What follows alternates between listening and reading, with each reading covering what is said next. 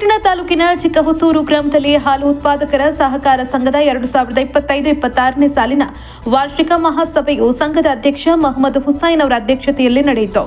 ಸಭೆಯನ್ನು ಉದ್ದೇಶಿಸಿ ಮಾತನಾಡಿದ ಮೈಮೂಲ್ ವಿಸ್ತರಣಾಧಿಕಾರಿ ಅವಿನಾಶ್, ಸಂಘವು 2025-26ನೇ ಸಾಲಿನಲ್ಲಿ 6,09,541 ನಿವ್ವಳ ಲಾಭವನ್ನು ಗಳಿಸಿದೆ. ಸಂಘದ ಬಿಎಂಸಿ ಕೇಂದ್ರವನ್ನು ಮೇಲ್ದರ್ಜೆಗೇರಿಸಲು 3 ಲಕ್ಷ ಅನುದಾನ ನೀಡಲಾಗುತ್ತಿದ್ದು, ಹಾಲಿನ ಸಂಗ್ರಹ ಸಾಮರ್ಥ್ಯವನ್ನು 5,000 ಲೀಟರ್ಗೆ ಹೆಚ್ಚಿಸಲಾಗುವುದು ಎಂದರು. ಇನ್ನು ಕಳೆದ 2 ವರ್ಷಗಳಿಂದ ಒಕ್ಕೂಟಕ್ಕೆ ಸರಾಸರಿ 12 ಲಕ್ಷ ಲೀಟರ್ ಹಾಲು ಉತ್ಪಾದನೆ ಆಗ್ತಾ ಇದ್ದು, 3.5 ಲಕ್ಷ ಲೀಟರ್ ಹಾಲು ಮಾರಾಟವಾಗ್ತಾ ಇದೆ. ಉಳಿದ ಹಾಲನ್ನ ಪೌಡರ್ ಆಗಿ ಪರಿವರ್ತಿಸಲಾಗ್ತಾ ಇದೆ. ಸಂಘ ನಷ್ಟದಲ್ಲಿದ್ದರೂ ಹಾಲು ಉತ್ಪಾದಕರಿಂದ ಖರೀದಿಸುವ ಹಾಲಿನ ಹಣವನ್ನ ನಿಯಮಿತವಾಗಿ ಜಮಾ ಮಾಡಲಾಗ್ತಾ ಇದೆ ಅಂದರು. ಇದೇ ಸಂದರ್ಭದಲ್ಲಿ ಮೈಮೂಲ್ ಸಹಾಯಕ ವ್ಯವಸ್ಥಾಪಕ ಡಾಕ್ಟರ್ ಸತೀಶ್ ಎಂಸಿ ಮಾತನಾಡಿ, ಉತ್ತಮ ಗುಣಮಟ್ಟದ ಹಾಲು ಉತ್ಪಾದನೆಗೆ ರಾಸುಗಳ ನಿರ್ವಹಣೆ, ಕೊಟ್ಟಿಗೆ ನೈರ್ಮಲ್ಯ ಮತ್ತು ಗುಣಮಟ್ಟದ ಪಶು ಆಹಾರದ ಬಳಕೆಗೆ ಹೆಚ್ಚಿನ ಆದ್ಯತೆ ನೀಡಬೇಕು. ಕೀಟನಾಶಕ ಸಿಂಪಡಿಸಿರುವ ಹಣ್ಣು, ತರಕಾರಿ ಹಾಗೂ ಸೊಪ್ಪುಗಳನ್ನು ರಾಸುಗಳಿಗೆ ನೀಡುವುದನ್ನು ಸಂಪೂರ್ಣವಾಗಿ ನಿಲ್ಲಿಸಿ ಒಕ್ಕೂಟದಿಂದ ನೀಡುವ ನಂದಿನಿ ಪಶು ಆಹಾರ, ಖನಿಜ ಮಿಶ್ರಣ ಹಾಗೂ ಸಮೃದ್ಧಿ ಪಶು ಆಹಾರ ಬಳಸುವಂತೆ ಸಲಹೆ ನೀಡಿದರು.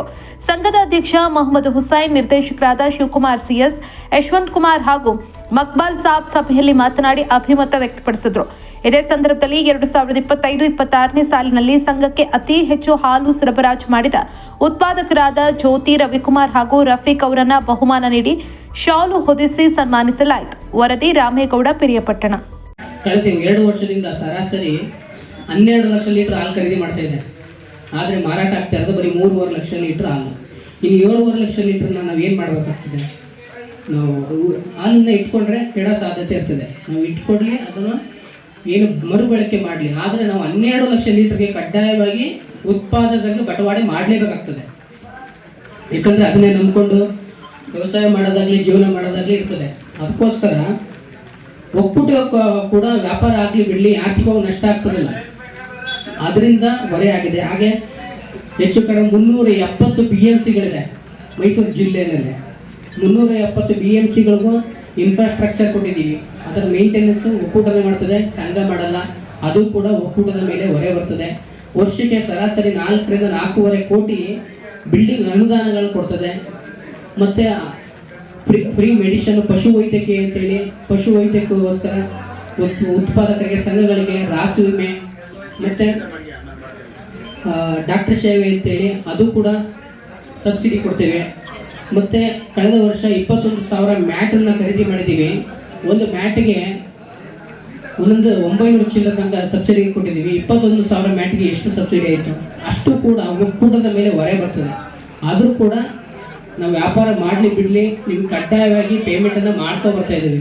ಇಷ್ಟು ಹೊರೆ ಒಕ್ಕೂಟದ ಮೇಲಿದೆ. ಅದರಿಂದ ನಿಮಗೆ ಸವಲತ್ತುಗಳ ಕೊಡಕ್ಕೆ ಈಗ ತಾಲೂಕಲ್ಲಿ ಎಲ್ಲೇ ಮಾತಾಡಬೇಕಾದ್ರೂ ಎಕ್ಸಾಂಪಲ್ ಕೊಟ್ಟು ಮಾತಾಡಿದ್ರೆ ಚಿಕ್ಕವಸೂರು ಕೊಡ್ತೀವಿ.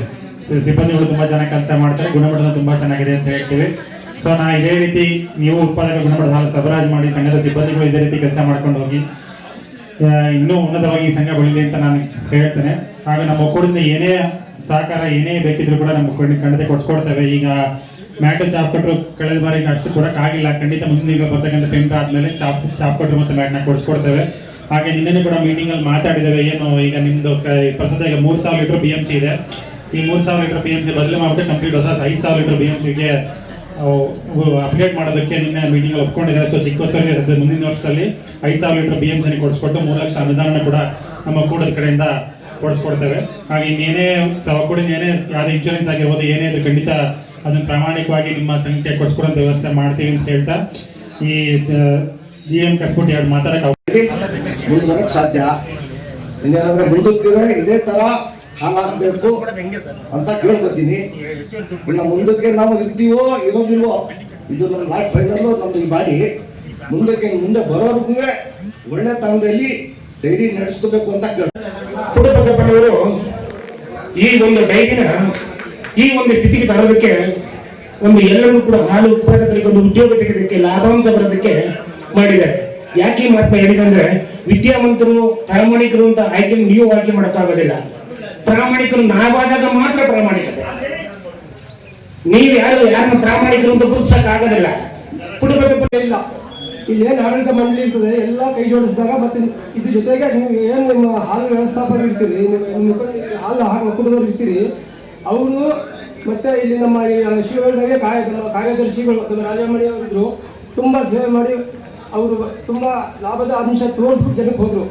ಹಾಗಾಗಿ ನಮ್ಮ ಗಿರಿಯವರು ಹಾಲು ಅಳಿಸೋರಿದ್ರು, ಅವರು ಮಾರ್ಗದರ್ಶನ ನೋಡಿ ಬಹುಮಾನ ಶ್ರೀಮತಿ ಜ್ಯೋತಿರವರು 25,953.5 ಲೀಟರ್ ಹಾಲನ್ನು ಸರಬರಾಜು ಮಾಡಿರ್ತಾರೆ. ಹಾಗೂ ದ್ವಿತೀಯ ಬಹುಮಾನ ಶ್ರೀ ರವಿಕುಮಾರ್ ಅವರು 21,004 ಲೀಟರನ್ನು ಸರಬರಾಜು ಮಾಡಿರ್ತಾರೆ. ಹಾಗೂ ತೃತೀಯ ಬಹುಮಾನ ಸೈಯದ್ ರಫೀಕ್ ರವರು 19,702 ಲೀಟರನ್ನು ಹಾಲು ಸರಬರಾಜು ಮಾಡಿ ವಿಜೇತರಾಗಿರುತ್ತಾರೆ. ಇವರಿಗೆ ಬಹುಮಾನ ವಿತರಿಸಲಿಕ್ಕೆ ಇವರು ವೇದಿಕೆ ಬಗ್ಗೆ ಬರಬೇಕಾಗಿದೆ.